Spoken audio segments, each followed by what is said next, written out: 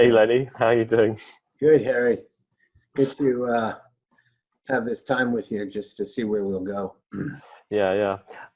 Just for the listeners, so Dr. Lenny is a very renowned chiropractor, but more importantly, he's an absolute expert at basically at archetype psychology. Carl Jung. I wouldn't even know where to start. Maybe you could describe yourself a bit better, Lenny. I'm not sure if I'm an expert. There's so much knowledge, universal knowledge out there. But yeah, I am really passionate, have been passionate about understanding the archetypes as they relate to consciousness. Everything is archetypical. Everything is the matrix, and in the matrix is a design, and in the design is structure. And the human psyche has that as much as the rest of creation does. So what I began to realize along the way in my own professional journey was that very few were actually outlining or articulating any design to the human psyche. And I think that's one of the issues today. We're just breaking the ground with your work, Harry, and with Ness. We're just breaking the ground and beginning to articulate the design of the human energy field. Oh yeah, we've only just started. I mean, it's been pretty incredible because I had this amazing 10-year journey with Peter, and then obviously unfortunately he died. Yeah, I've recently been sort of going back over a lot of his previous papers, and actually I've just had shipped over to the States. Well, hopefully it'll be here when you get here, but boxes and boxes of all of the old research. And well, it's sort of, I think it's interesting. I think you were just asking me before we hit record. But yeah, one of the papers and things I came across was this idea of he called it emotional oscillations, and I think I'm probably slightly rephrasing the theory into, I think, what I'll call emotional immunity. But yeah, when you look at thought and energy within your body. Something that I was just reading yesterday that Peter reminded me about is, health and healing is all about where energy is at its most efficient. So we're actually looking for a really low energy state in the body, because that means energy is able to travel, and information travel efficiently. And emotions, which we're going to get into in this discussion, emotions, when you have very violent emotions, or there's a lot of emotions and they're oscillating a lot, it disturbs that energy field, and it makes it inefficient. And when you have energy inefficient and too much energy going on, you get disease. And it's also pretty fascinating. Something that just sort of was occurring to us when I was reading that is in the homeopathic ideas, you have this idea of the retracing of disease. Like you sort of unfold it, you unpeel these layers, and you go back to these previous disease states. And this sort of theory explains that, because when you take away one distortion, you sort of get back to how the energy pattern was previously, and that is basically a different disease state, etc. But I think the fortunate thing is you can't, that's the wonders of bioenergetics and psychology. Like you can actually sort of retrace right back.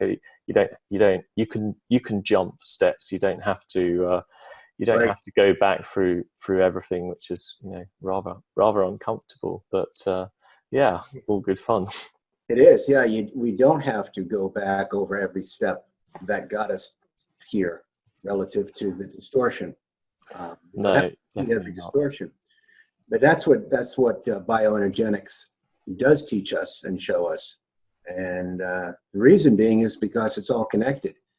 The way I describe it to patients or clients is, in the old model of science, which is still relevant, we still live in a particle-based world, right?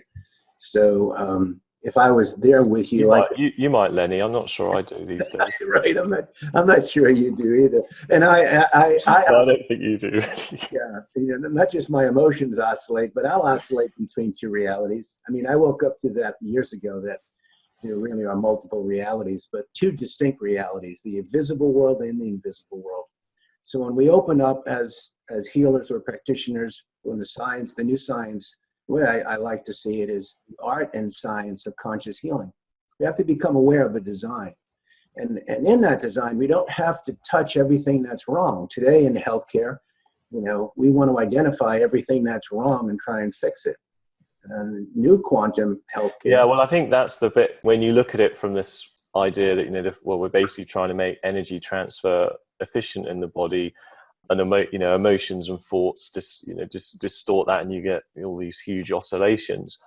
Why on earth would a chemical solve a damn thing? Like why would Prozac fix your emotions and start healing you? I mean, I say obviously, but it may not be obvious for a lot of people, but a chemical is not able to do that. I mean, it's only the deeper work that's really going to be able to sort of make in how that's happening. But yeah, maybe I should say what these oscillations are, because that's sort of describe what you mean by those oscillations. Well, feels it every day. People feel those oscillations are in it, part of it, create it. I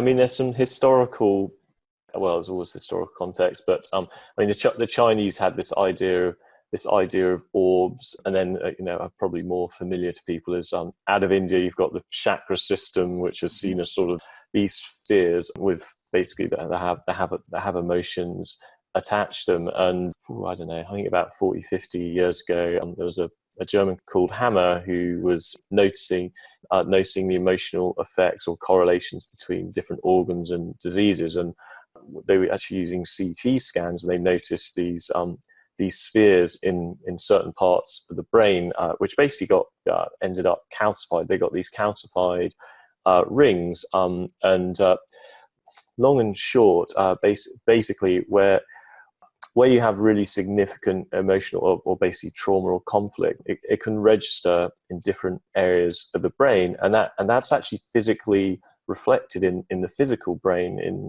in these calcium rings. So when we talk about some energy oscillation or thought being an oscillation, it's not just an energy manifestation. Over time it basically makes these physical changes, and because the body is holographic, it basically has these relays, if you like, to other body parts, and you manifest physical changes in the other parts of the body. And and obviously what really matters is how on earth you can resolve those conflicts that are going on in your head. And there's a couple of ways. There's some bioenergetic pharmaceutical type techniques, but they're a lot more powerful if they're basically combined with the more transformational techniques that Lenny is going to tell us about, the hero's journey.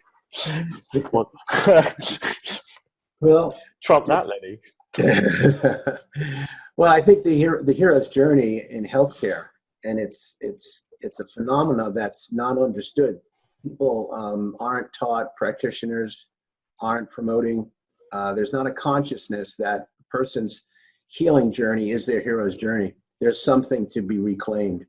If you look at the archetype of a hero's journey, the archetype meaning the structure, at least the way it's been taught in most mythology and most spiritual traditions, and this is what Joseph Campbell brought to light in our modern culture when he looked at all of the storylines. And this relates to what you're saying. We'll come back around. All of the myth and all of and every major civilization and every culture, every global culture, as far back as he studied, had one familiar storyline, and that was the hero's journey. That there was a story, there was a plot to our life, and it is about reclaiming power, and it's about reclaiming a greater authenticity of ourselves. Now, those hammer herds you're talking about, or those imprints today, screw up your journey a bit. Yeah, well, what's blocking the way? I mean, we talk about abundant energy. We're talking now. When I say we, kind of the collective new paradigm of consciousness and healing and transformation is recognizing that it's not just working at the lowest common denominator, like with Prozac or with medications and just trying to chemically suppress something, but how do you get to those higher levels of optimal, higher performance, higher functioning as a human being? And one has to go on their journey. We've got to break away from the norm. So the hero's journey has some very fundamental, simple constructs to it.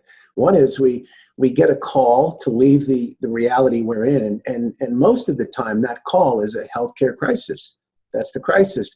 But it's not seen as a call to leave the reality that one's in. It's today, it has been for, in our modern day healthcare system, it's seen as an opportunity to just suppress whatever is calling that person. Symptoms are a call to make change, and we suppress them. So in our system of healthcare and quantum healing in the NEST system, and this is what drew me to how you and I met, I was drawn to just what Peter Frazier outlined and what you had outlined in terms of we could see a whole person's story within their body field. Today we can see the story, we can see the past because it's still present in the trauma, the memory of it is still imprinted. And if it becomes crystallized, like you said, in the brain, in that what's been called a hammerherd, in that imprint, then that energetic frozen place that is in that quantum space of the brain will manifest in the tissue, and it will create a biological conflict somewhere in the body. And if we try and treat the biological conflict with medication, we're not treating the deeper conflict, which is in the psyche, which is somewhere deeper within what we know as, and what we call the matrix, or the design of the human psyche. We've got to go back. We don't necessarily go back to the trauma. We know how to invite that trauma forward, and something has to be changed vibrationally. Yeah, well, trauma is always, well, I guess in other words, I'm trying to remember. Yeah, I think the Chinese's word for crisis is the same as I think as opportunity, and it comes back to the sort of idea, crisis precedes transformation, and I've seen it, goodness knows how many times in our life. Like I've had a lot of crises, but then you basically get the opportunity and choice to either cycle up from it, learn something and cycle up, or it takes you down darker and deeper till you either learn it. And some people learn it, and others. I hate to be so dramatic, but others die. That's sort of but you do it.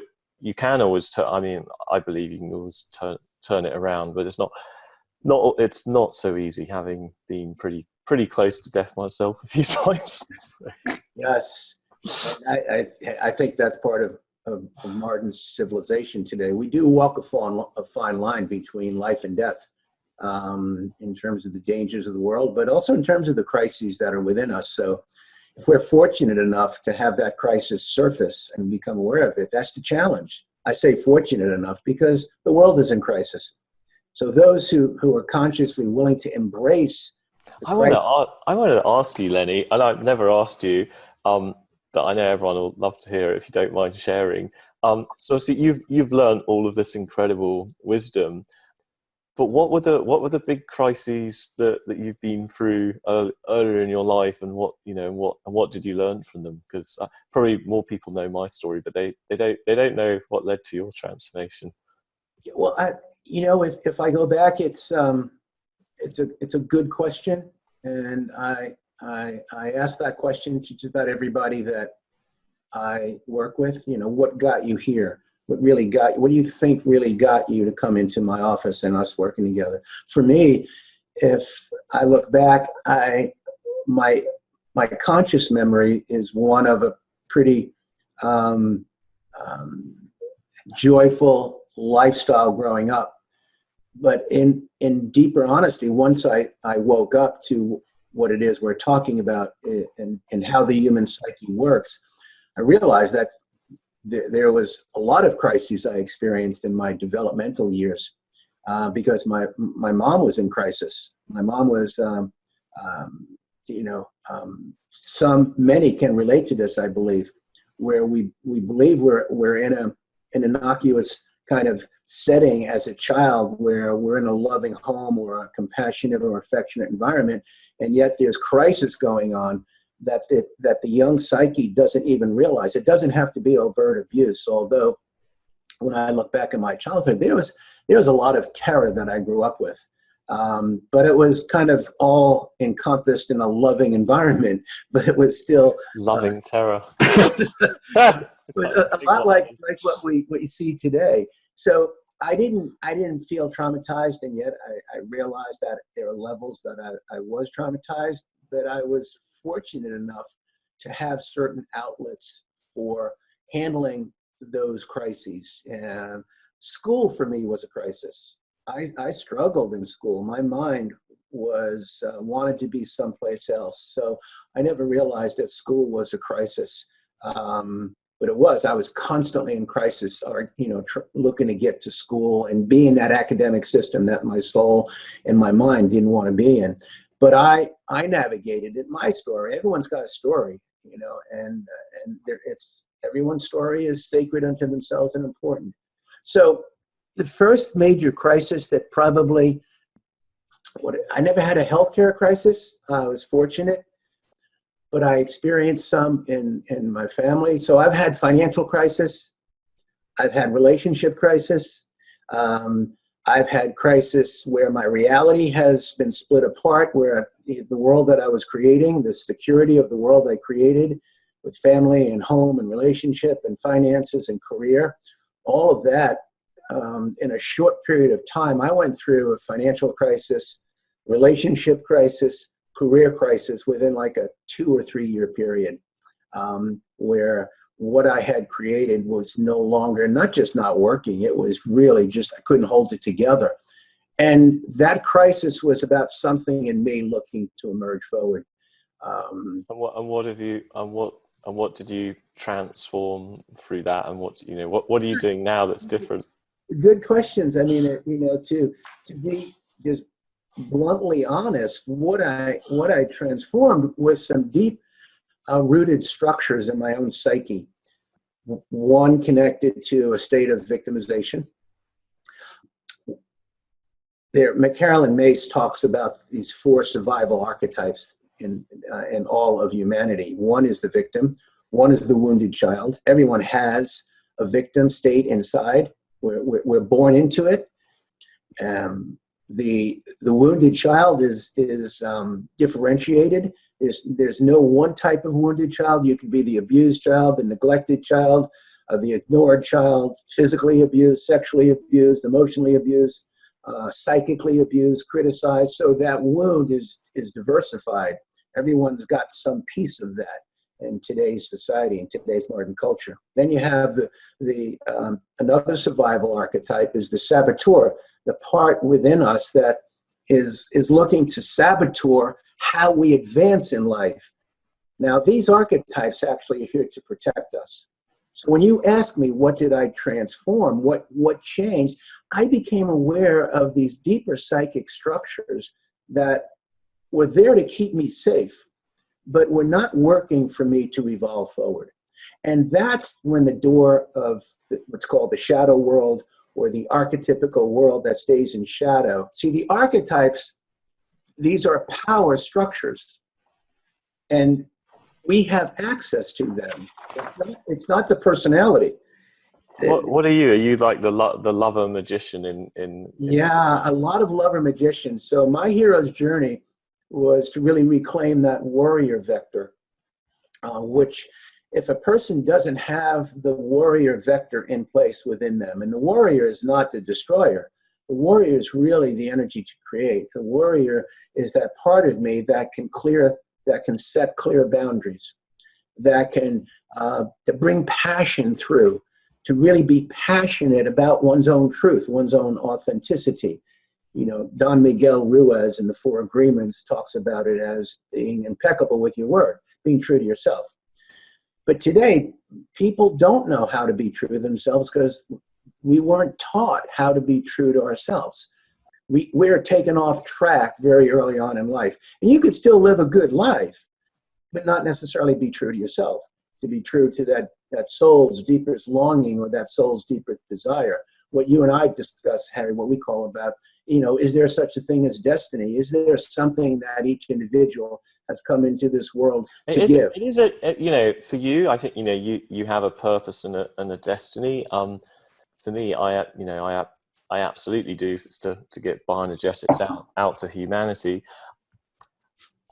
Well, I'm asking on behalf of other people, because I know when I speak to a lot of other people, I get with I guess normal jobs and this and that, a lot of people don't know what their purpose is, or they just don't know what that journey is. So do you think everyone has a purpose, or do you think it's as simple as what you were saying earlier? It's like to reclaim their own power, and the purpose doesn't really matter. It's just about claiming who they are.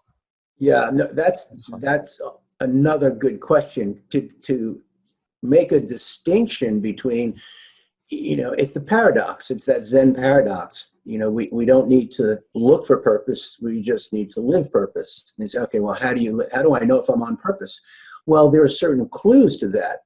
One is that, individuals who are on purpose feel that there's a certain resonance of that. So the Tao says, the Tao that can be defined is not the Tao.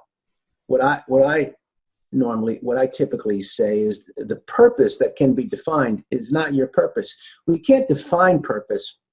We can define mission clearer. Like you and I share a mission right now. We share a mission to bring this work more into the world, to awaken more people to bioenergetics and the technology of it, and how that can free people from an archetypical pattern of function that's not natural. I have to say, I really love that, because when I look back at our life, it's like the journey has been, now I can articulate the mission and the why, but basically because you go down and write it down, and then that's what that's what it is. But it's not why I ended up doing. It's just been a journey, and it's just been what I'm doing. But ultimately, it's just this journey of inquiry and learning, and then whatever we learn, we try and assimilate and put it out back to the world in a in a more cohesive format. That's sort of, which I guess is like the hero's journey. But it doesn't need to be the bioenergetics mission. It could be anything. No. We're just learning, assimilating, giving back. That's basically it for me. Right. It's just that's the highest point on Maslow's pyramid of evolutionary consciousness. Tony Robbins talks about the six basic desires or needs, and the highest is to contribute, to give back. But we've got to go through our own trials and tribulations to get to the point of awareness where a person believes in himself enough that they have something to contribute. And it's I've always battled with that, actually. It's sort of, even though we've produced a lot of stuff, we've avoided the public eye, and it's only really this year that we're like, well, yeah.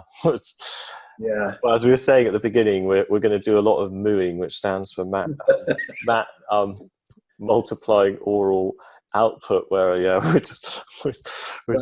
just basically trying to milk the brain through the oral method. Mm-hmm.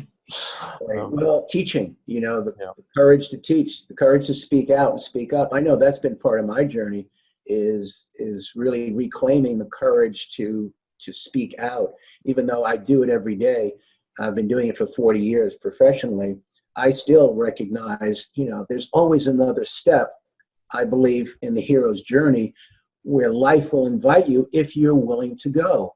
And it takes courage. And to reclaim courage takes pressure. It's not going to happen in the ordinary world. The ordinary world is the world of comfort, domestication. So when you ask me about my transformation, I realized that I was living a very comfortable life, a good life, but was it necessarily mine? Was it really the life that I came here to live? And no one, that question wasn't asked to me along the way. I had to discover that question. So the hero's journey is broken down into three. It gets more complex, and the complexity is valuable, but you've got to be in it to understand it. The hero's journey is one to discover who you are. And that discovery process can be a lifelong process. Then it's to develop who you are, the talents and the gifts that one has. There are levels to develop that, especially to make them accessible to the problems of today's world. And today the world is the problem place. And then it's discover, develop, and then the final step. Why do you do those first two? You do it to deliver whatever goods you have back into the world.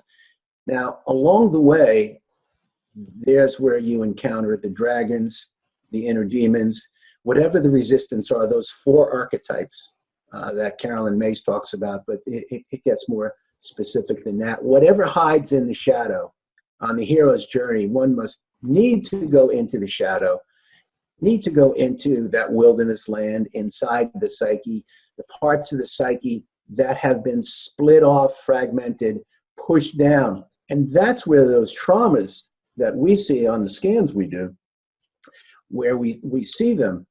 And if my psyche, my awareness has separated myself from a traumatic experience and I haven't integrated it at a particular level that my central nervous system needs to integrate in order to be whole.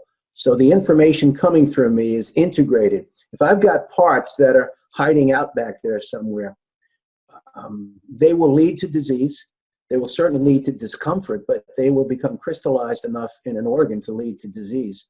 So here's where it's all connected. This is what we're aware of now. And it's been an evolutionary process, just the teachers that have gotten us here, from Peter to yourself, to Hammer, to so many. I mean, back in 1982, I was at a conference. I was the host for Bernie Siegel. Remember Bernie Siegel? He was the I'm English. From Yale. That was one of the first back in the 70s to speak about the exceptional cancer patient. And the exceptional cancer patient was that patient back in the mid-70s. He coined that phrase, that was willing to embrace their disease consciously. They didn't have the tools we have, but he used visualization with a Dr. Carl Simonton, where a person would visualize and engage in a certain inner energy, the energy of imagination. So imagination has power, and imagination is connected to this archetypical structure of the psyche we're talking about. How many people use imagination in creating their life or creating their world or in healing today? Not too many people. No, because you got to do something. You got to participate in your journey. Maybe I might just show the if you're watching on YouTube. I mean, yeah, well, out of curiosity, well, they're just mind maps. They're just, actually this one's about what I do and what I shouldn't do. Goodness knows. There's just, look, that's one about the overall of life. Look at that. I don't know if that is viewable, but God, anyway, yeah, I'm a great mind mapper of life. And mind mapping is, get it on paper. There's so much information that wants to get out with everybody. So, how does this all work? How do you bring this together in a healing context? That's the challenge of today. Oh, that's easy. It is easy for when you know how to do it. you just put your hand on the scanner, and then it'll tell you exactly where you are on your hero's journey, what type of archetype you are, whether you're in shadow, and what to do about it, and how to. I'm excited to see what you've newly created on how we can discern the information within the field. It's all in the field. Well, maybe we should talk about So, well, I said, yeah, maybe we should talk about what the four main archetypes. So you briefly mentioned the shadow, but yeah, we didn't really Yeah. we didn't get into the shadow. So this Shadow. you got your king, warrior, lover. God, I've missed one out. That's terrible. Magician, Magician. magician. And then you've got the shadow elements. And so yeah, maybe we should just briefly talk Yeah. about the king and its shadow. And just for the listeners, like if you want to know which archetype you are, you can basically just do a scan Right. and find out, and you can see where your archetype, your shadows are. Well, you can see where the work is, where your ego, where that individual's awareness wants to go. See, the reference point is that there is an evolutionary force within us. There is some force that drives the human spirit. There is something that is beyond the personality, beyond just this lifetime. There is a design to life. Now, whether you call it God, divinity, nature, higher intelligence, it makes no difference what the name is, but there's a design to life. And that's when we can accept that there is a design. What comes with following life's design is a natural control. There's a control, not being controlled, but being within a certain dominion of experience where things work. And the world we're in has gotten away from that. So when we start to look at what archetypes are relative to the psyche and relative to reclaiming power, it's helpful on a conscious level to reclaim these, especially you started today, Harry, we're talking about emotions. There's not yet, I believe there isn't a real clear understanding or certainly a clear, cohesive system to help people emotionally heal who are trying to heal something biochemically or biocellularly. They keep the emotion out. So working with going into shadow, what's hidden in consciousness, and reclaiming the king. There's a king inside every man. There's a queen inside every woman. In a simple diagram of how these archetypes live within us. There's a warrior that serves the king or the queen. And you see this in all mythology. One who's really described this work well is Robert. How does the lover serve the king? The lover serves the king by these are vectors. You could think of the king and queen and warrior as maintaining a vertical vector of power. You know, how the vital force comes into the human experience. And for example, when a man is in his king, he's in his mission. He knows he has a purpose. Now, that purpose is not so much about what you're doing out there in the world. It's about integrating a sense of value and a sense of sovereignty, a sense of freedom within oneself, freedom of expression. A king cares for his kingdom, cares for his world. He's concerned with the elements of life beyond himself. Same with the queen. And these are coexisting kind of male, female, creative energies in masculine, feminine, masculine and feminine, sacred masculine, sacred feminine. These archetypes are complementary. So a man, for example, has a queen living inside. Inside every man is the sacred feminine, what Jung called the anima. Inside every woman is the sacred masculine, the animus. So when we can integrate the inner parts of ourselves, which takes being self-reflective and going on that journey, we gain more power, we gain more wholeness. And it comes to focus in these forms, these archetypes. The lover and magician kind of fill out all the colors of life. The lover is the one that wants to be connected with everything. The lover loves pleasure and avoids pain. But the lover is also the one that brings that deepening sense that all is well and we are all one. The lover is the one that brings the vitality, that energy of vitality. When you're in love, when a man is in love or a woman is in love, that the energy of romance is part of lover, but it's not just romance. It's taking that energy and lifting it to a higher state of creativity. The magician is vital to all of these energies, and how the magician energy sees what the others don't. The magician energy is the magic, is the one that can also integrate the king, the warrior, the lover. Look at the storyline in mythology. Every good king, every sovereign king, every free king that served the people always had counsel from a wise magician. Gandalf in the trilogy of Lord of the Rings. There's so much truth in all of the stories. So inside oneself, I'll say it this way.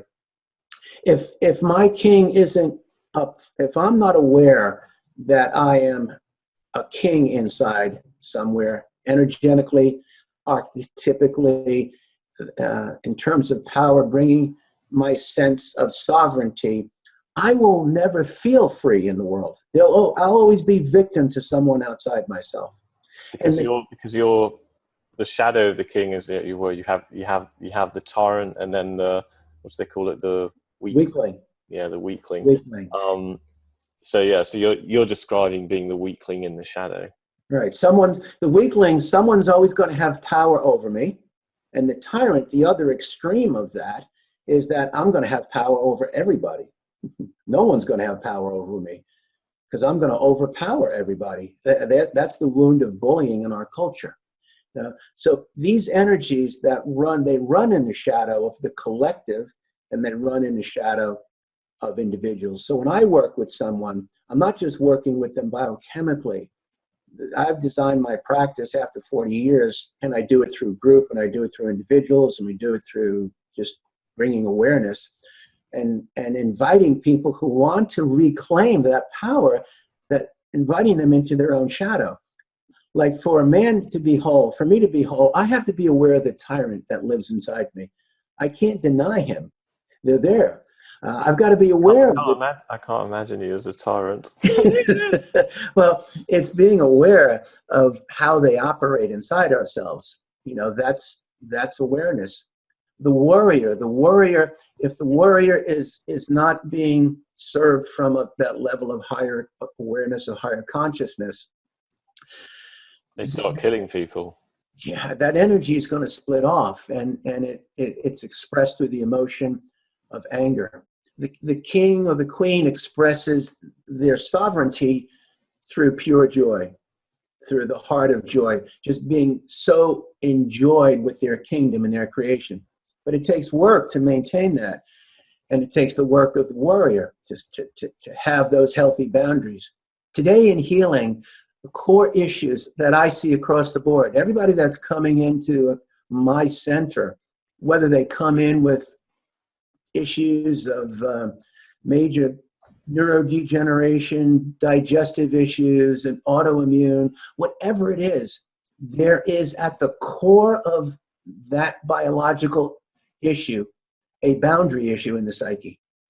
They can't either hold their boundary relative to the environment, they can't hold their boundary relative to relationships, and they can't hold a boundary relative to these voices within them that are trying to destroy them. The saboteur, the victim, the wounded child.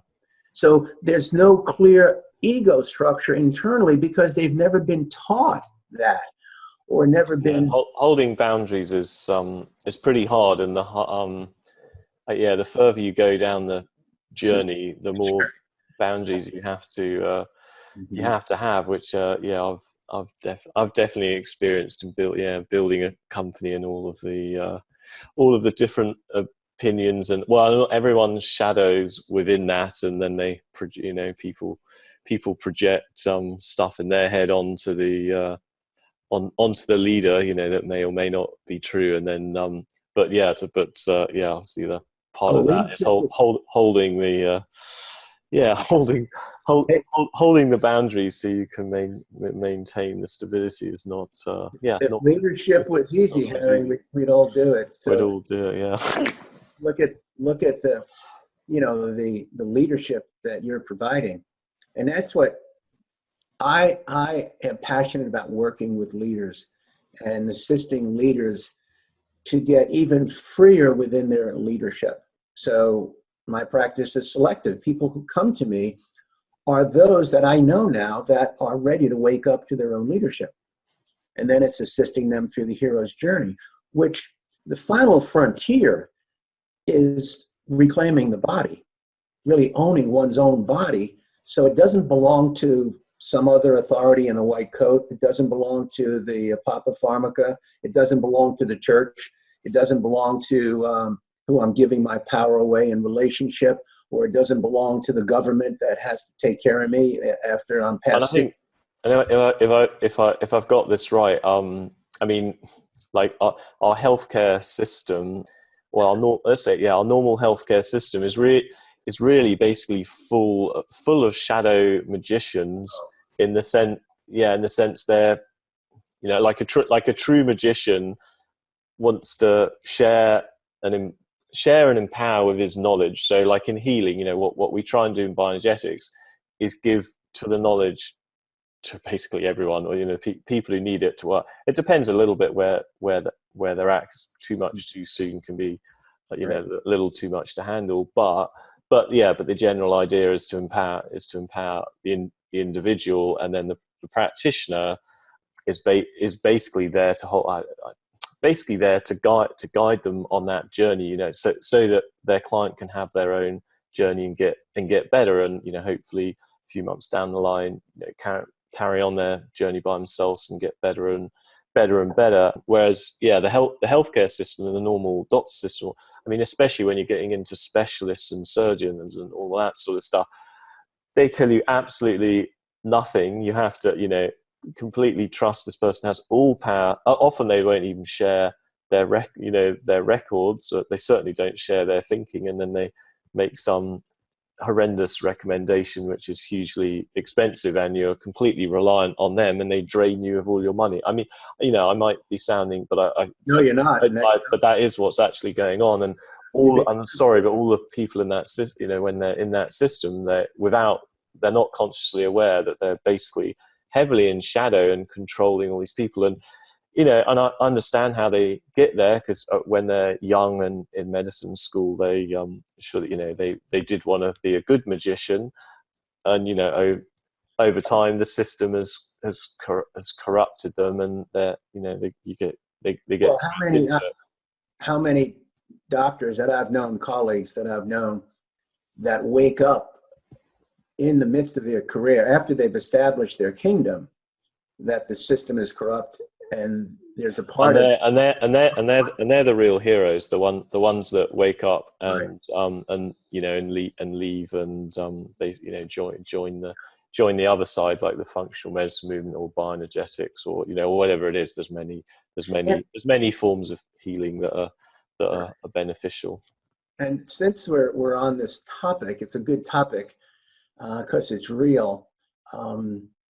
So functional medicine, you mentioned the functional medicine community, which is a wonderful community of integrated doctors, and it has its shadow. It's, now we're creating specialists within the functional medicine community. So in order to get to they're very well. I've had a few conversations with some of the leaders there and this and that, and how would I put it? The part theoretically open, but not really open, as in, because they sort of got this mission to convert, basically to convert pharma chemical people into supplement and nutrient IV chemical people. And honestly, that's as far as they wish to go. And as you say, that's it's a fairly narrow viewpoint, but anyway. We'll leave it at that. Well, you can leave it at that, but the warrior... Go further, Lenny. Let's upset some people, which is always great. No, well, I mean, the shadow in the overall healthcare of our global community has to be addressed. And it's being addressed right now in part, not in whole. So there's breakthrough, but there's a shadow in all of humanity. And it can't clearly be defined. But for example, we're talking about functional medicine, which is the new frontier in that's emerged out of the conventional model. I was doing classes with Jeffrey Bland. It's the frontier of biochemistry. Biochemistry, right. Which isn't the frontier, yeah. No, let's just stay on this for a moment. My warrior wants to push on this a little bit. No, I want to hear it. Yeah.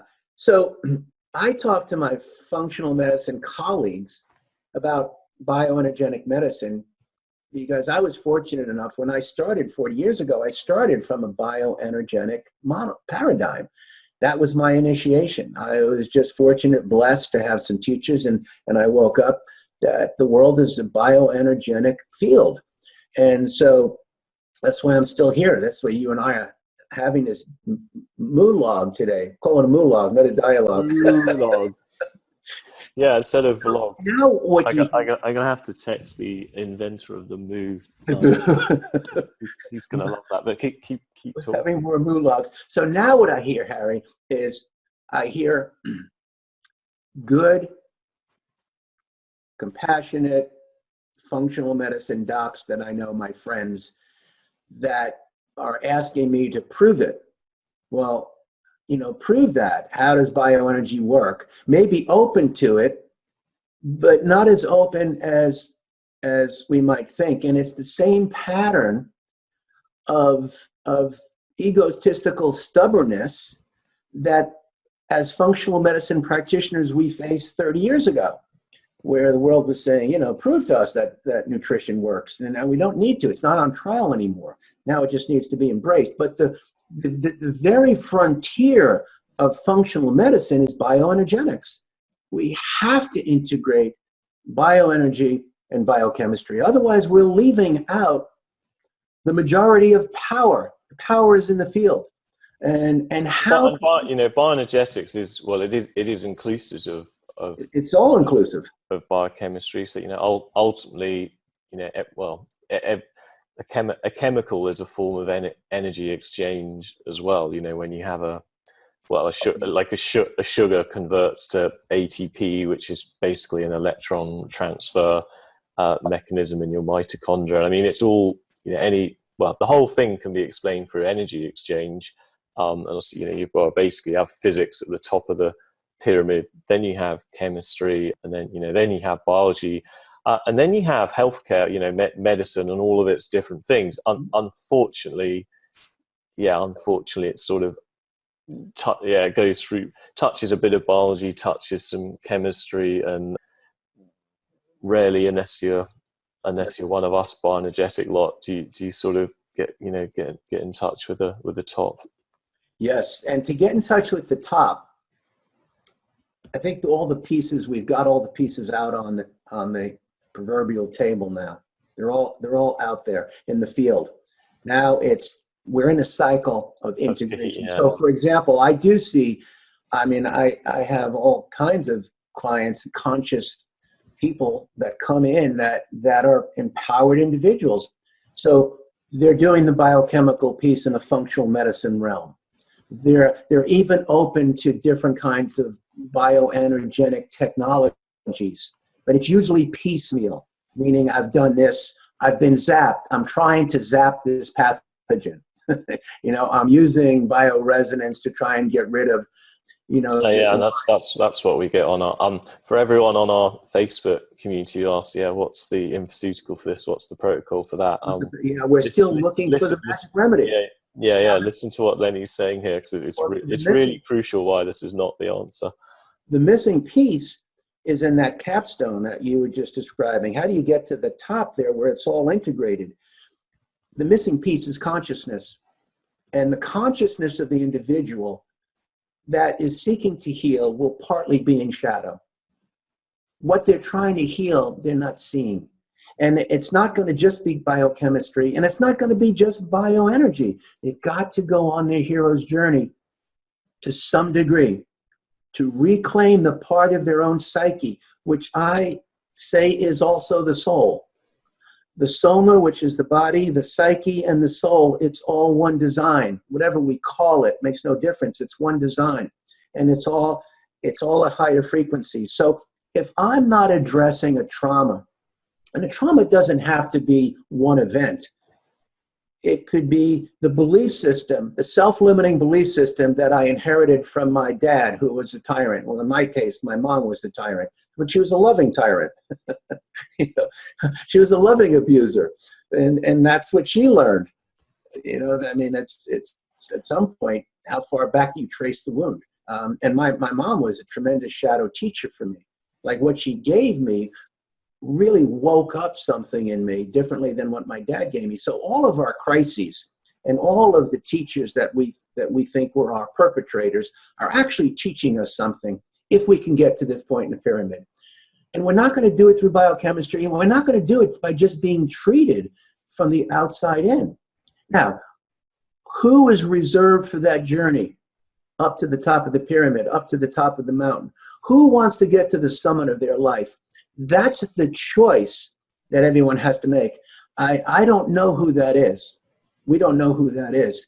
But I think at best what I can do and what you're helping so many do with Ness is to be able to at least get the information of not just what's burdening us, but get the information that's in the energetic field. Awaken the bioenergetic field. Awaken the body field. And in the body field, other codes will awaken. So, well, exactly. Well, it's in the. Well, I've been thinking about it in the last few weeks, and I've got this other pyramid. So this is a pyramid. If you're it's for entrepreneurs really, but if there's entrepreneurs listening who are trying to get some big mission done, you got the why. Well, the why sits on top. Then you've got the what. And then you've got the when, you could say you've got the hows and do's. Hows and do's don't matter; they're for other people. But why? I think I said, why, what, who? Why, what?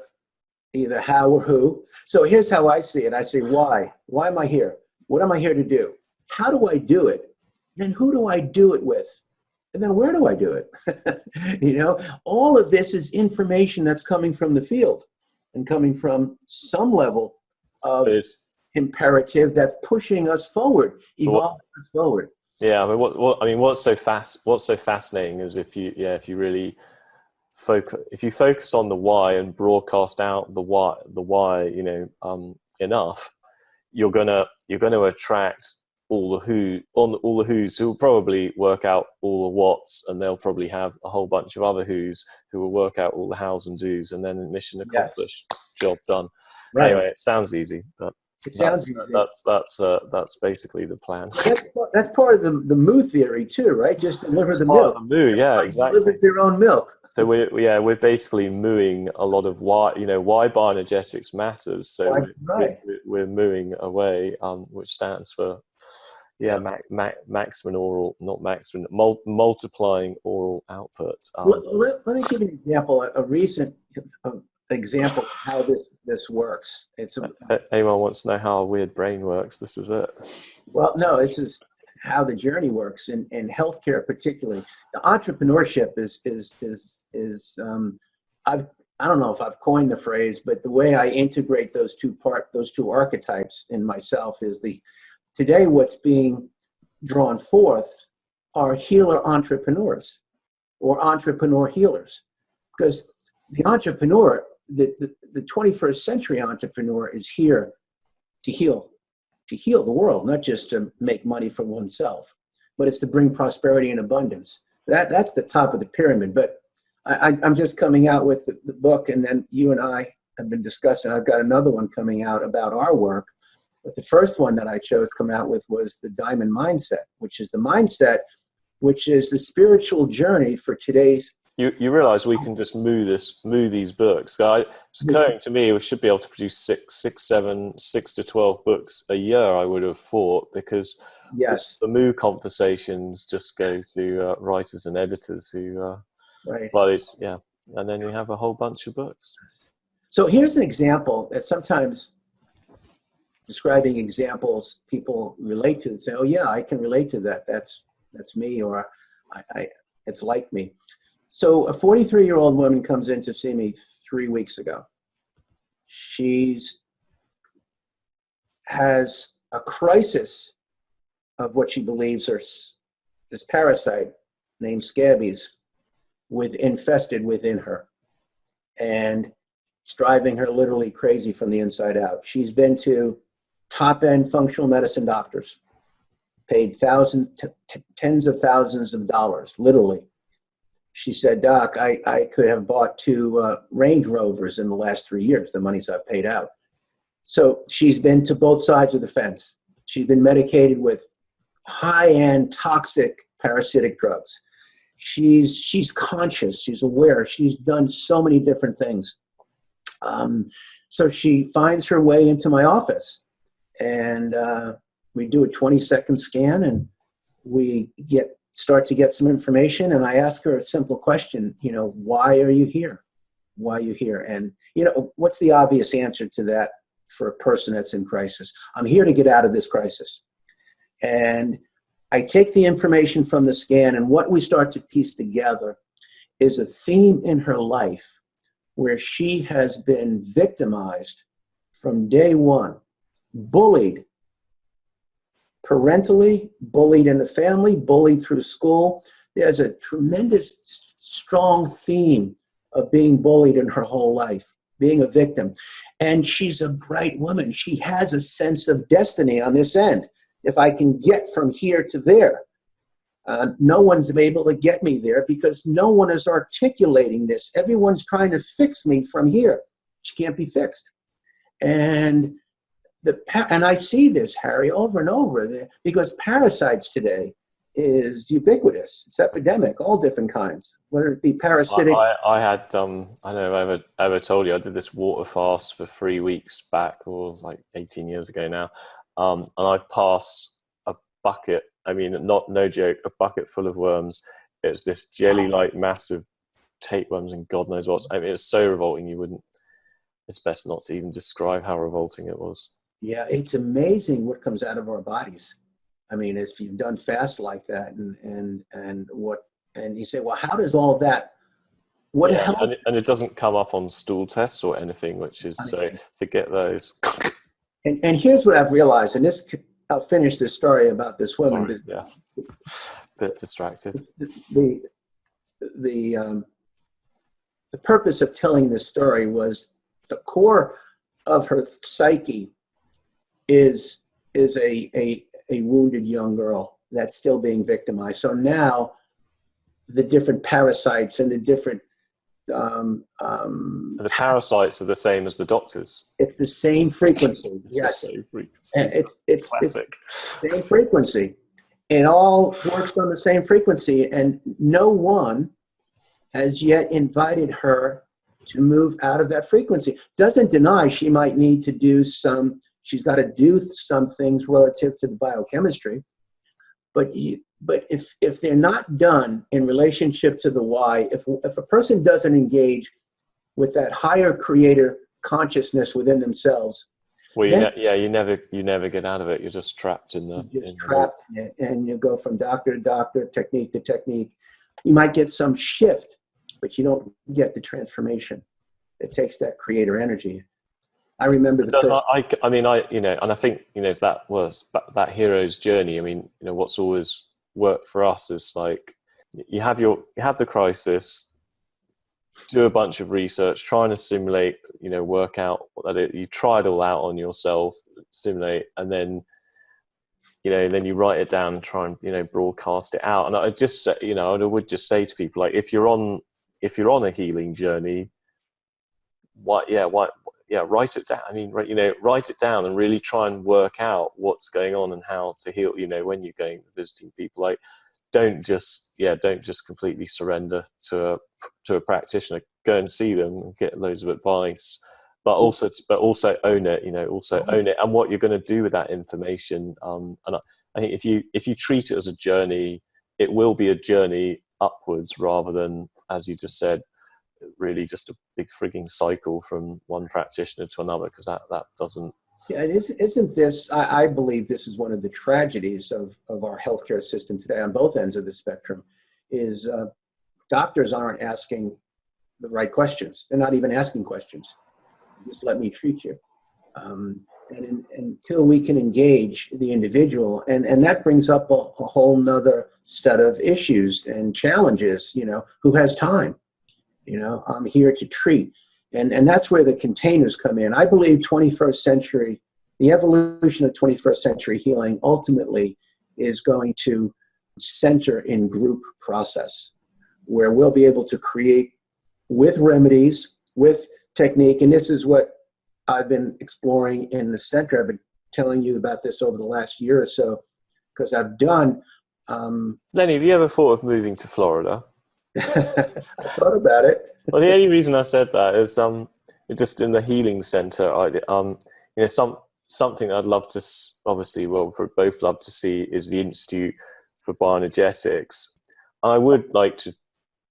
I'm going to start trying to put that together this year. Maybe start building it in 2019 or something. But if there's people listening who might want to support or invest or help in that, please get in touch with us, because basically we'd like to create an institute where people can come and stay for 3 weeks and fully experience, transform, and but we obviously only really want people who then want to go back out and teach it and contribute back to society. So it's half education, half transformation, and also a third research. But anyway, that's another little venture that it's not really a venture. It's to give bioenergetics To the future a home. So you and I have spoken about that. Let's keep dialoguing. Yeah. Well, if we don't talk about it, we won't bring it into fruition. Right. So the value of group is that energetically we can touch a dimension of healing beyond the third dimension. We can tap into this higher fourth dimension, fifth dimension. I believe what really happens is we tap into scalar wave energy. We deal with group because of the energetics and the vitality and the will of the group. Form a group consciousness, a group container. And in that, people move out of ordinary reality into a non-ordinary space of healing.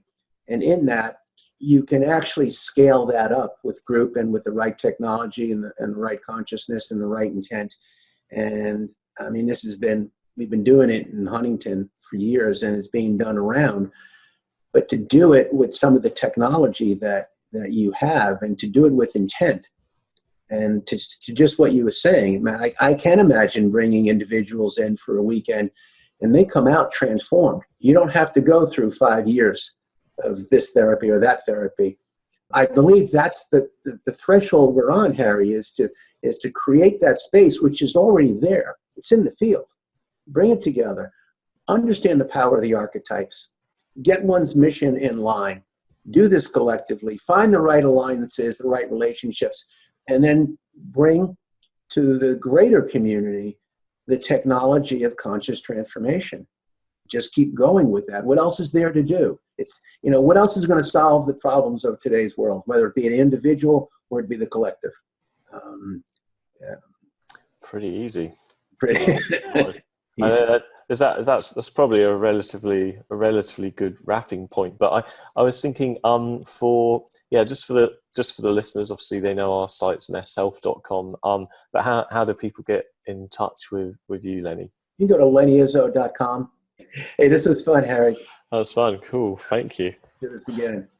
Shall do. Yeah, that's good.